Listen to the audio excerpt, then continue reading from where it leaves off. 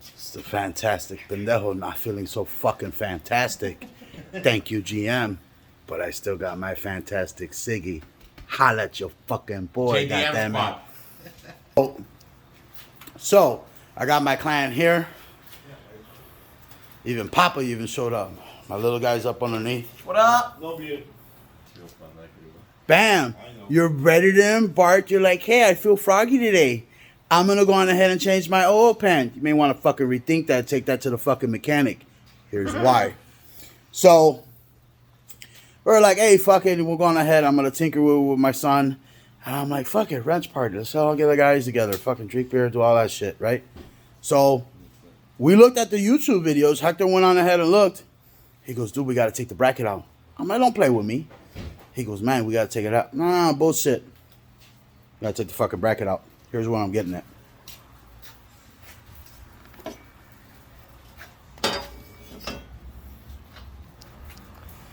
That, my dear friend, is your engine mount bracket. Okay? Your engine mount is going to bolt right through there. That whole fucking bracket has to come out because you are not going to get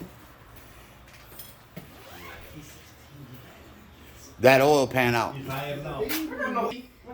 What they're also not going to tell you is that once you attempt to remove the oil pan and you get the oil pan free, in order to get the gasket out, you got to take your pickup tube out. Which is this little guy right here. We cleaned ours up.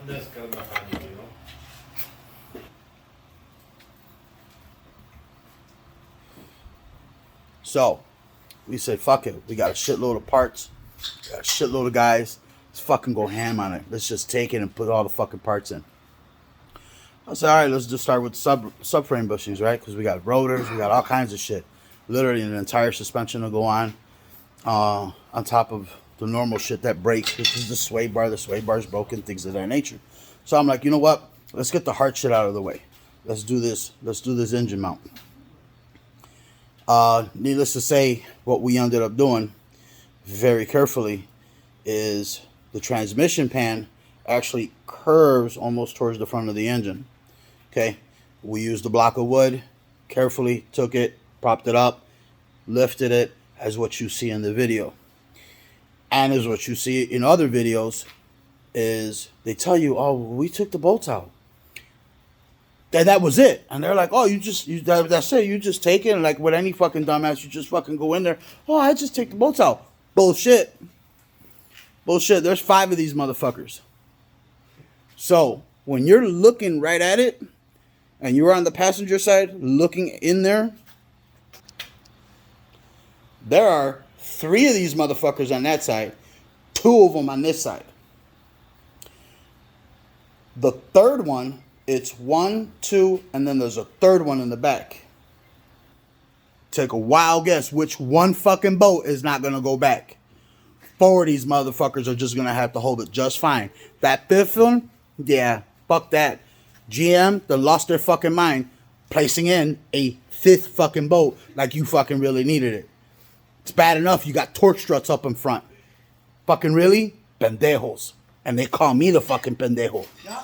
To think some engineer got paid buku dollars and some fucking jagoff okayed it. They're like, oh man, that's a beautiful idea. Pure pendejales. So, let me give you the details. You're going to go on ahead and you're going to embark on this. You're like, fuck, what am I going to do? I want to do a little bit of performance. Okay? Let me help you out.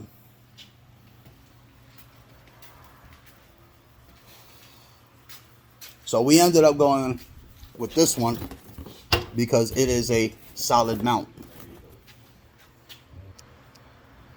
Okay? Not one of my favorite brands. However, it is a solid rubber mount. What we're also going to do for this side, up in here, give me a minute, for that trans mount,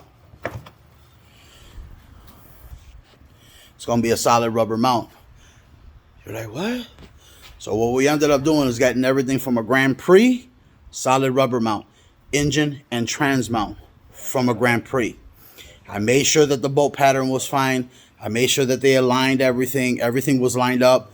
I tested the theory. I went to O'Reilly's, and they had both mounts. One for the Regal, and one for the Grand Prix. They had them in stock. I went on ahead. I said, all right, do they match? Are they the exact same height?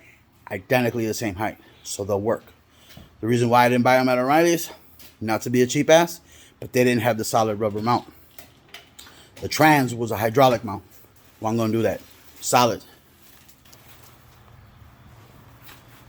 Don't forget your steel wool. Okay? Triple lot and quadruple lot. Which one are you using? Oh, quadruple. ZZP Performance. Ignition coils. Granatelli wires with stainless steel connectors on it. Along with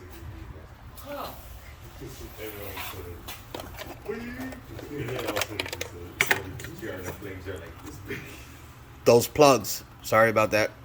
These plugs. I went to try the rutheniums. You'll probably find them. Hey, rutheniums. Believe me, it's a hell of a fucking plug. Hell of a performance plug. The problem with the rutheniums is that they are perfectly 90-degree gapped at 42. When you attempt to re-gap them at 60, where they're supposed to be at, they are at an angle, and it has an inconsistency in the gap. They will not work. I will be talking to NGK to see if they can rectify that problem. But believe you me, those rutheniums are no fucking joke. I've got them in my SHO. I can keep up with 392s. Can't beat them, but I can keep up with them. Back to the Regal at hand. So, we're going to do a little recap. It's just like everybody else said. You're going to go in there. You're going to use jack stands. You're going to use your jack, lift the engine up, things of that nature. You are unfortunately going to have to remove that bracket. There is no way around it. It's just the way they designed it. Let me show you the white part. It is this lip back here because it is raised so high that you can't get that pan out. You are left with no choice but to remove that bracket. However, it's got 5 bolts. It don't need a 5th one. Put the 4 fucking back in, the ones that you can get a hold of, which is going to be those 2, that one, and that one. Come on, focus, you fuck. That one, that one, that one, and that one. Okay?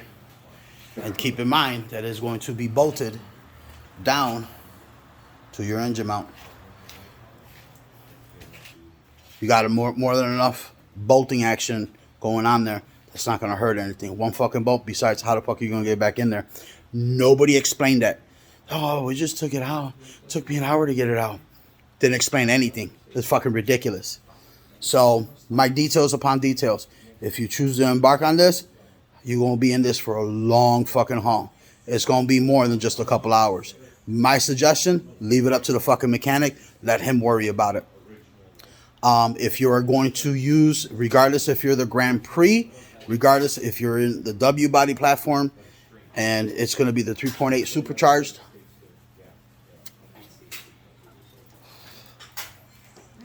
and you want grip, you want to be able to whomp on it and that fucking engine not to move around, get the solid engine mount, solid trans mount from a Grand Prix, solid rubber. Then go to ZZP. Okay? Solid polyurethane bushings. Here, here, here, and here. When you go to put them fuckers in, it is like everybody says, it is a bitch to get in. You will see that I kindly slightly shaved that one because of this little area here. Okay? Believe me when I tell you, it was a motherfucker to get in. Once I got this one in, we had to physically rock the vehicle violently just to get that bolt in. But we got it in. but there's a massive difference. You are going to feel a little bit more of the vibration in the engine. However, like I said, engine mount, oil pan, leave it up to the mechanic. If you're feeling froggy, it's going to be a few hours, quite a few. You're going to spend the entire day on it because it is a pain in the ass. Most guys will be like, bullshit. Try it. But like I said, those bolts are very, very difficult to get to. One of the gentlemen did say for that top one, ratchet. Yes, it worked.